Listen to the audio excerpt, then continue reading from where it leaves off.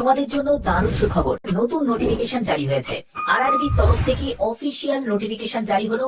নোটিফিকেশনের সম্পূর্ণ তথ্য আজকের এই ভিডিওর মাধ্যমে তুলে ধরবো। যে তোমাদের centralised employment notice CN number 8/2025, যে পোস্টে নিয়োগ করা হচ্ছে আইসোলেটেড ক্যাটাগরি, যার জন্য তোমরা ওয়েট করছিলে, আইসোলেটেড ক্যাটাগরি বিজ্ঞপ্তি জারি হয়ে গেল। এই যে নোটিশটা, এটা একটা ইন্ডিকেটিভ নোটিশ বা তোমরা একটা শর্ট নোটিশ ধরতে পারো। তো এই নোটিশে কি কি বলা হয়েছে আমরা সম্পূর্ণ ডিটেলসটা জানবো।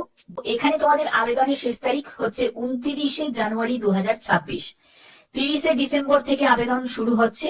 29শে জানুয়ারি পর্যন্ত আবেদন করতে পারবে। কোন কোন পোস্টে নিয়োগ করা হচ্ছে আমার সেই পোস্টের ব্যাপারটা ডিটেলসটা এখানে দেওয়া আছে।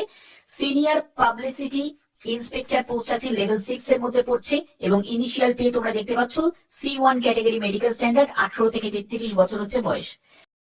1/1/2026 হিসাবে ক্যালকুলেট করতে হবে। এবং এর ওপর যারা SC/ST যারা ক্যান্ডিডেট, তারা যথারীতি 5 বছর, আর ওবিসিরা যারা আছো তারা বয়সে 3 বছর ছাড় পেয়ে যাবে। শূন্য পদ আছে 15টি। ল্যাব অ্যাসিস্ট্যান্ট গ্রেড 3, এইটা হচ্ছে লেভেল 2 এর পোস্ট এবং B1 ক্যাটাগরি মেডিকেল স্ট্যান্ডার্ড, 18 থেকে 30 বছর, 39টি হচ্ছে টোটাল শূন্য পদ। চিফ ল অ্যাসিস্ট্যান্ট লেভেল 7, এখানে C1 ক্যাটাগরি মেডিকেল স্ট্যান্ডার্ড, 18 থেকে 40 বছর, 22টা হচ্ছে টোটাল শূন্য পদ। জুনিয়র ট্রান্সলেটর হিন্দি, এটা হলো লেভেল 6 এর মধ্যে পড়ছে, C2 ক্যাটাগরি মেডিকেল স্ট্যান্ডার্ড, 18 থেকে 33, 202টি হচ্ছে টোটাল শূন্য পদ। স্টাফ অ্যান্ড ওয়েলফেয়ার ইন্সপেক্টর, খুব ভালো একটি পোস্ট কিন্তু।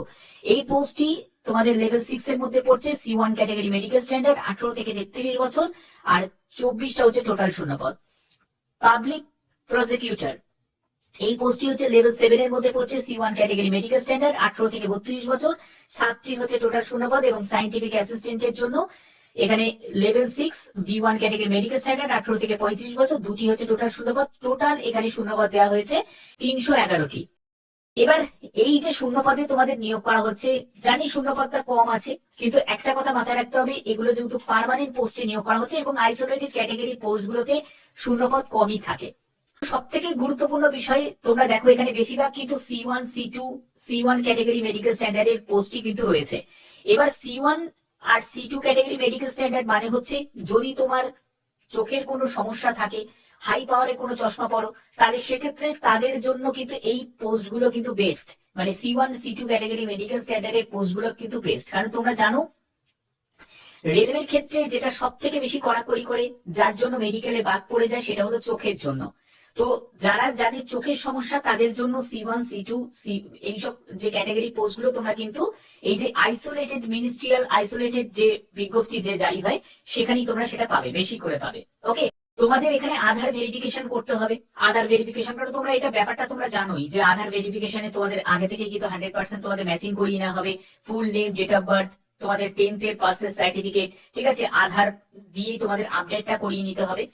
এবং তোমাদের যে সব আরআরবি গুলো রয়েছে, তোমরা যে কোনো একটি আরআরবি তোমরা সিলেক্ট করে তোমরা আবেদন করতে পারো তোমার পছন্দ মতো। এবার তোমাদের ফুল নোটিফিকেশন কবে জারি হয়ে যাবে, যেহেতু তোমাদের 30শে ডিসেম্বর থেকে আবেদন শুরু হচ্ছে, মোটামুটি ধরে রাখো আর 10